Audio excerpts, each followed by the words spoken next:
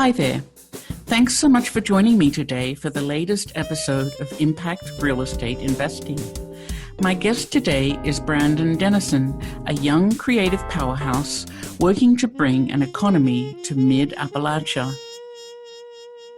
As a young adult, Brandon noticed the poverty and lack of jobs in the town he grew up in. That early memory stayed with him through his college years. While still at school, he launched Coalfield Development, which is focused on workforce development to counter the generational poverty and lack of economic opportunities in Western Virginia.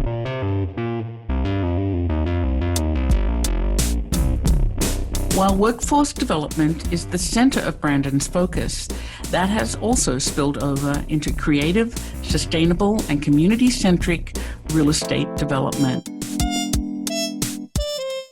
Brandon's work has been recognized with a Heinz Award and a $1 million grant from the Rockefeller Foundation Chan Zuckerberg Initiative. You are going to want to hear all about it.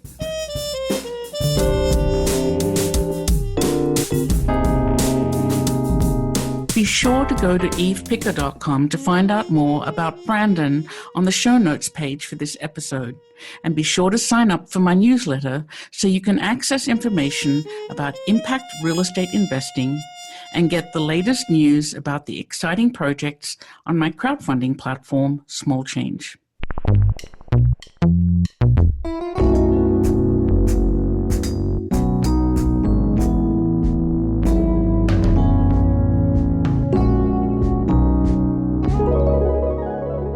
Thanks so much for joining me today, Brandon.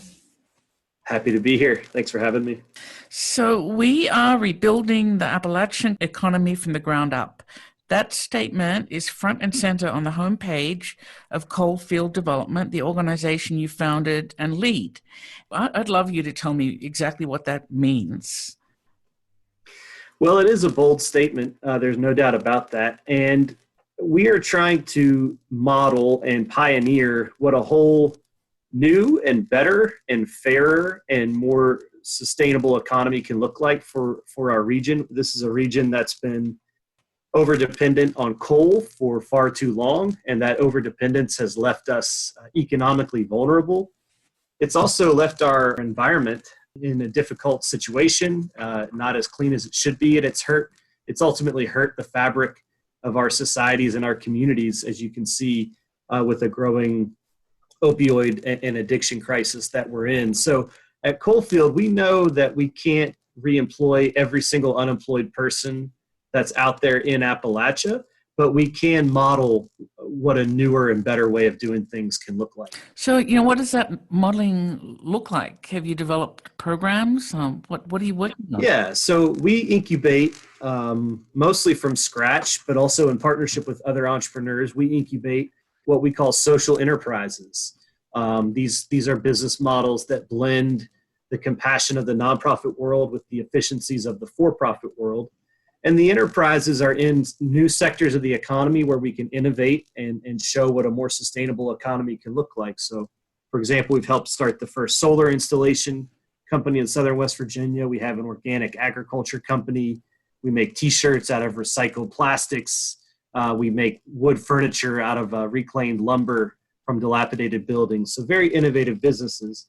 And we use those businesses to put people back to work and then to support their lifelong learning and development. And so how many businesses like that have you developed to date? From scratch, we've helped start 11 new social enterprises that we own and operate. And then we've also invested in more than 50 other social enterprises throughout the region. That's a lot. That's over 60 already. Yeah. And so that creates a lot of jobs. How many jobs have those enterprises created? We've created more than 250 new jobs, and those are permanent positions. And we've trained over 1,000 people through our training programs. That's pretty amazing. So tell me a little bit about the programs that you've developed as well. When we hire a person onto these social enterprises, we hire them according to what we call our 33, 6, and 3 model. This is how we organize the work week, 33 hours of paid work each week, 6 hours of classroom time. All of our crew members are working towards an associate's degree at the local community college. and 3 hours a week of personal development, which is essentially it's life stuff. Yeah. It's to help our people overcome the challenges that are getting in the way of their quality of life. So it's a very holistic model. And what we found is whether it's in agriculture or construction or manufacturing, the model's replicable across different sectors of the economy. So you're also providing, I think, a lot of support services in a variety of programs. Like you say you train people. How do you do that? What resources do you provide them with? So this is a paid experience. The 33 hours, it's paid work. It's a real job. And then we do a scholarship for the 6 and the 3. So none of our college students have student debt. And then we layer on some additional life supports. We have a zero interest emergency loan program that folks can tap if they have an unexpected emergency. And we facilitate a personal development program, which is really, it's reflection. We're part of those 3 hours. We're creating time for folks to really evaluate where they're at in life, and sometimes for the first time assess a future and how to attain that future. So it sounds like you have a huge amount of support. I think you're just probably telling me little pieces of it for a lot of people. And what impact has it had? I mean, how are you measuring success? What does that look like to you? Well, there are some easy ways to do that, and then there are some deeper ways to do that. What excites us is really the deep human development. When we see a person who's been able to calm chaos in their life, and they're now able to develop a life plan and goals and start to achieve those goals and start to have a quality of life they never thought attainable, that's why this organization really exists. So we measure our success by jobs created and businesses created and people trained. But then we also internally, every crew member has a monthly evaluation by which we track their professional development. And then every week we also have a personal reflection, which actually monitors and tracks the improvements in the well-being of the person themselves. So we can measure this through peer-reviewed surveys on things such as optimism and self-confidence and sense of self-agency and self-worth. And that's harder to measure, but that's really the magic of this organization, I think, are those deeper human, really transformation is not too strong a word for what we see happen in people's lives. We've seen people go from struggling with addiction to all the way to becoming entrepreneurs, folks who have been couch surfing and homeless to first-time homeowners and opening savings accounts. So I don't think transformation would be too dramatic a word. No, absolutely not. That's pretty remarkable. And tell me, how does real estate development fit into your model? Yep. So we have a niche with real estate where we take on older historic buildings. We use our locally hired construction crews to revitalize those buildings into mixed use, mixed income hubs for economic development. So what I mean by mixed use, there's usually an affordable housing component. We do the housing green and sustainable upstairs. And then downstairs, there's usually a small business component where we're creating new space for new businesses to come into the communities, new social enterprises to open up shop. And then by mixed income, we're creating assets that are really accessible for people of all different incomes. And so the real estate component really supports the personal development and the enterprise development strategies that we've already talked about. And it's important for gaining community trust because it's so tangible. I think sometimes there is a lot of cynicism down in Southern West Virginia. There have been so many government programs and mission trips and charitable efforts that folks have become really skeptical about what it actually means for their lives. I think part of the reason our real estate component is so popular is it's tangible. People see an empty building coming back to life. They see their neighbors moving in there, having a great place to live. They see new businesses opening and putting people to work, and it's hard to deny that positive momentum. Yeah, that's true. I think real estate is pretty fabulous that way. It's sort of visible proof of change, right? Yeah, exactly. Yeah. How many projects have you completed? I would have to add that up exactly, but I'd say at least about a dozen. And we have another 3 or 4 in our pipeline right now. And your role in these projects, are you the developer or do you help someone else who's developing the project? We are almost always the developer, so we have the competency as an organization to put the finances together, to lead the community engagement, the community visioning. We're usually the contractor. We're a licensed general contractor, so that creates local jobs through which we can use that 33, 6, and 3 model that I referenced earlier. Sometimes we're the owner and manager, but not always. So I have to ask, is there something you don't do? That's a fair question. Because you're rattling off like an extraordinary number of accomplishments, and I'm sure there's more tucked away that you're not talking about. So I studied nonprofit management in graduate school, so I know the term mission drift, and it's always a concern. But kind of our theory of change for Southern West Virginia is that things had gotten so stagnant and so sometimes hopeless feeling that what was needed were some bold experiments, and that it wasn't enough to just pick one area and say, this is what we do and this is all we do. And so we are into a lot of different things, but it's actually kind of on purpose. Yeah, it sounds like you're pretty happy about it too, Brandon. Yes, because of those transformations that I realized, it's hard not to wake up excited about what we're doing. This is where I'm born and raised, so I love this place. I'm committed to this place. And to get to see people transform their lives and communities transform, literally empty buildings transformed into new places of business, it's inspiring to be a part of it. So let me ask, are you working in one town, city, or are you working all over the state? We have partnerships all over the state now, and even a few outside of our state borders, but most of our work is focused in southern West Virginia, kind of near the Kentucky border. Okay. And tell me again, what sort of problems, I know there's an opioid crisis. I mean, what sort of unemployment are you dealing with there? What's happening economically in that part of the state? Well, I've had to learn the hard way the difference between generational poverty and circumstantial poverty. Yeah. Circumstantial poverty, you have folks who have had stable income, have had good jobs, and lose those jobs, and it is very scary, but there's kind of a base or a foundation for them to rebuild off of. Whereas with generational poverty, you've got several generations gone by without wealth and assets accumulating, and it's just a deeper, more complex sort of challenge, and that's the kind of challenge we're facing in Central Appalachia and have been for generations. And so that's why our work goes so deep and long. We're creating actual jobs. These are 2.5-year contracts. We're sticking with people all the way through the end of their associate's degree, which usually takes 2.5 years.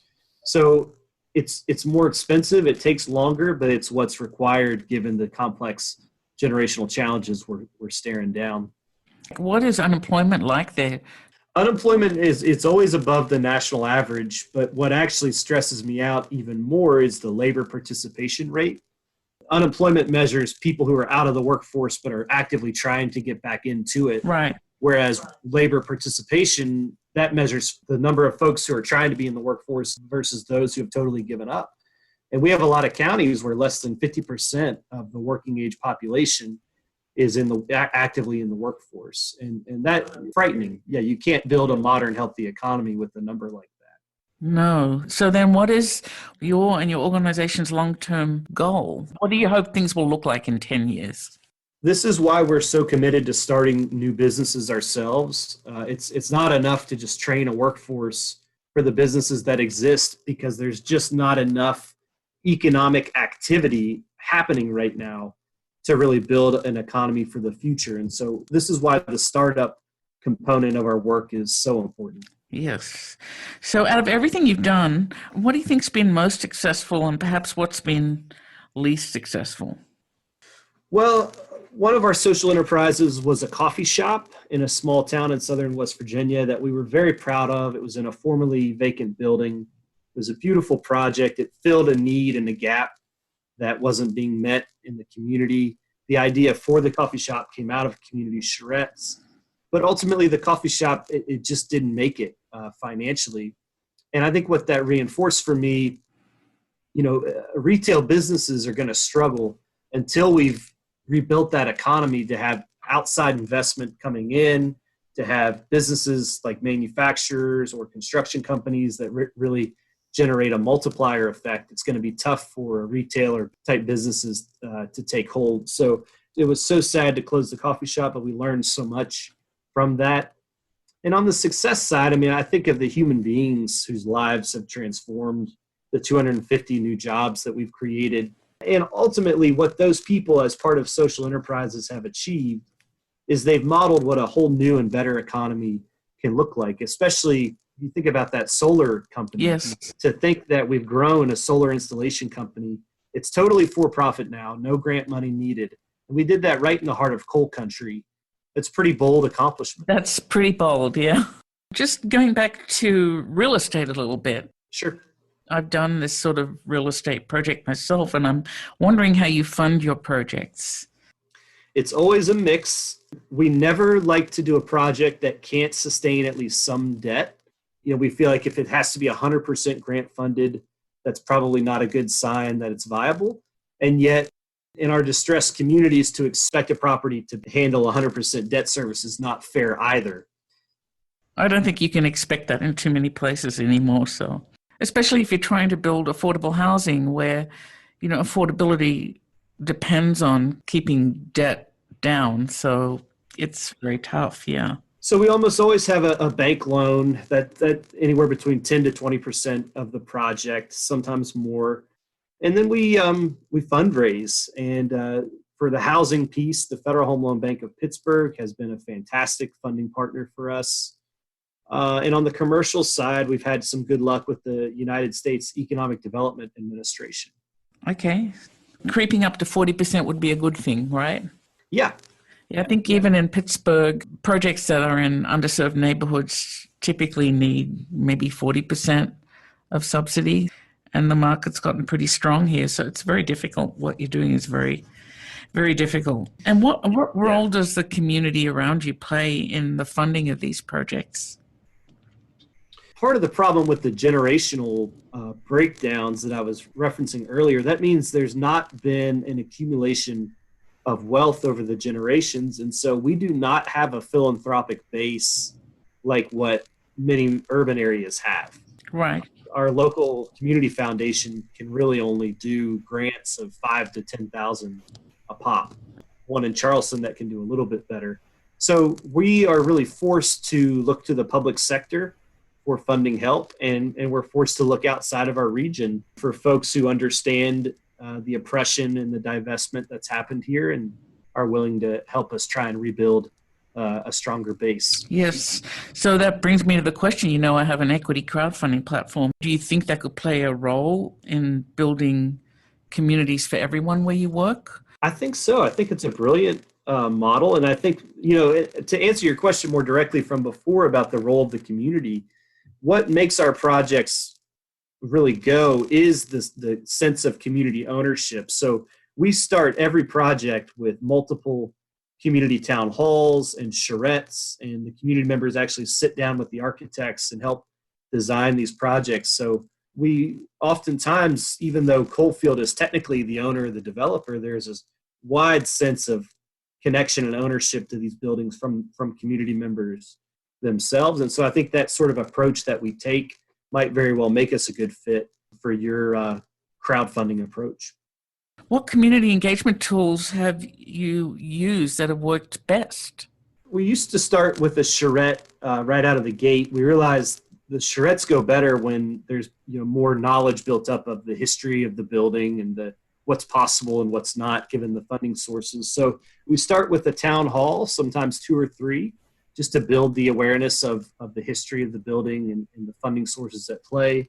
Then we have a charrette, and sometimes more than one charrette, to actually let the community members sit down with the architects and have their fingerprints on the actual blueprints for these projects. And then we continue to engage the community once the properties are up and running.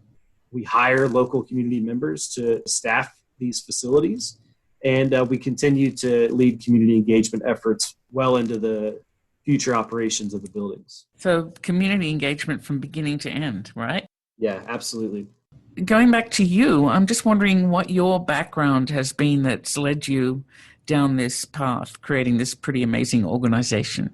I was born and raised in southern West Virginia. I had a happy middle class upbringing, but I knew all around me there was a lot of pain and suffering. I went away to school about 6 hours east of here, and I got very involved with a progressive Presbyterian church.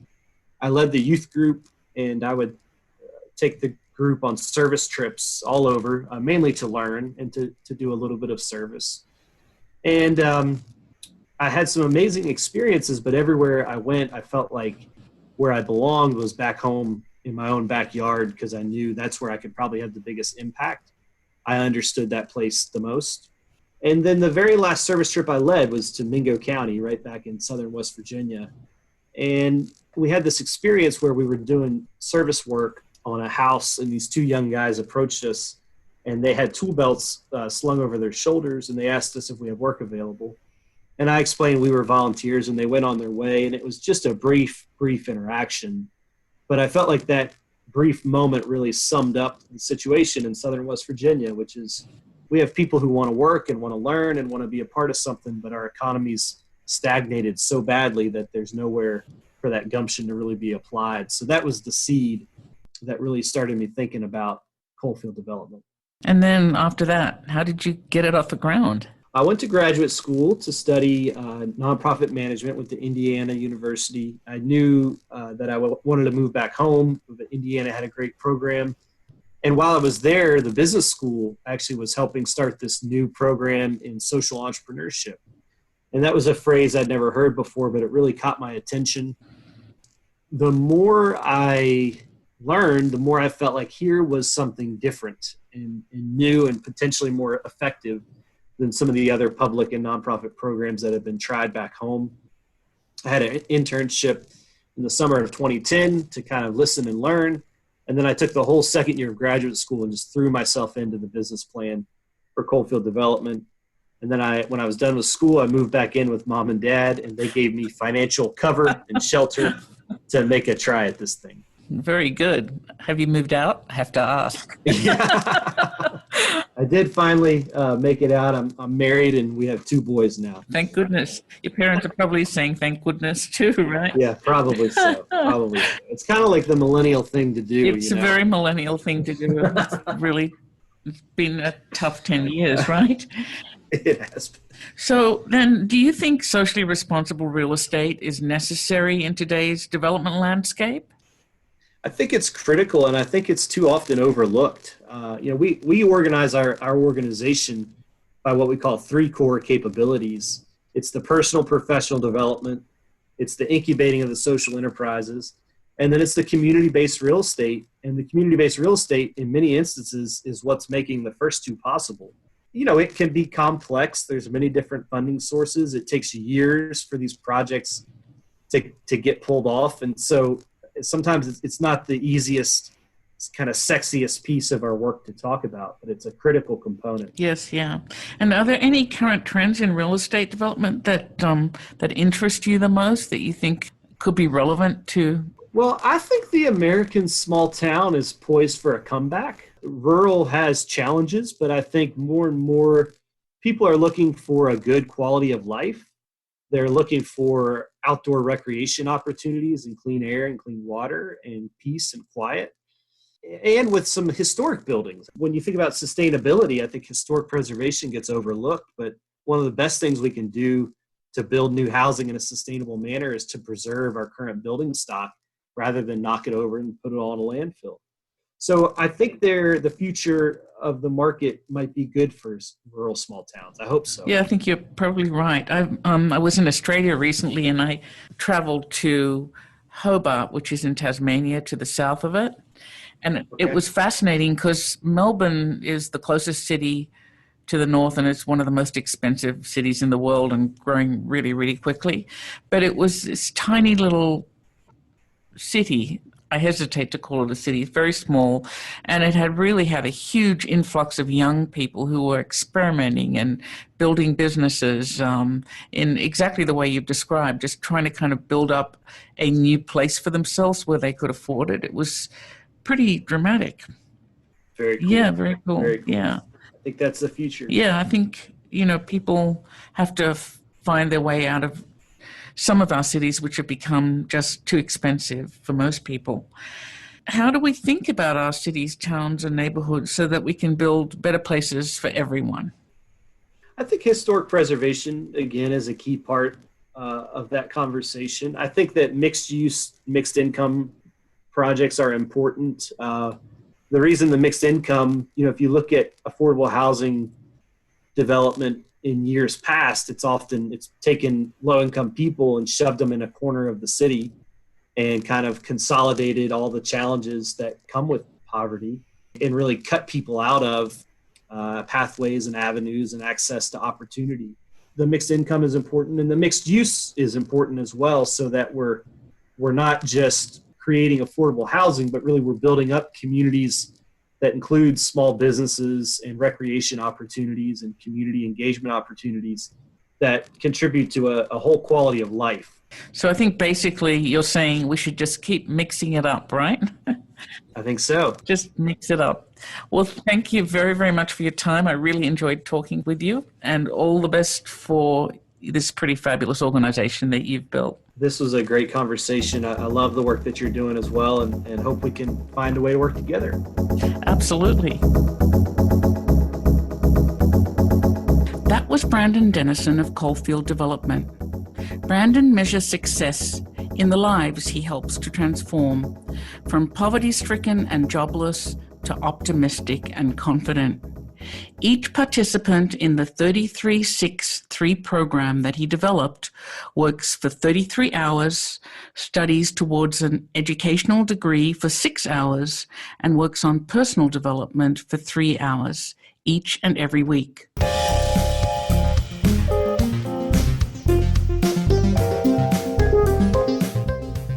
While workforce development is the center of Brandon's focus, that has spilled over into creative, sustainable, and community-centric real estate development as well. Historic preservation, community engagement, and job creation all come together in a very holistic real estate development program. You can find out more about impact real estate investing and access the show notes for today's episode at my website, evepicker.com. While you're there, sign up for my newsletter to find out more about how to make money in real estate while building better cities. Thank you so much for spending your time with me today, and thank you, Brandon, for sharing your thoughts with me. We'll talk again soon, but for now, this is Eve Picker signing off to go make some change.